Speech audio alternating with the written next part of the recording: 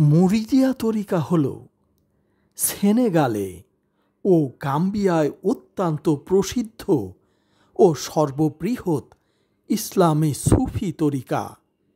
এই তরিকার মূল কেন্দ্র সেনেগালের তওবাতে। এই শহরটি মুরিদিয়া তরিকার জন্য প্রসিদ্ধ ও তীর্থস্থান।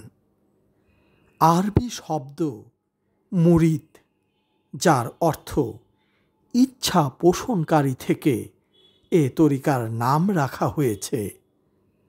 1883 সালে আমাদু বাম্বা সেনেগালে মুরিদিয়া তরিকা প্রতিষ্ঠা করেন। সেনেগালে প্রায় 40% মানুষ মুরিদিয়া তরিকার অনুসারী।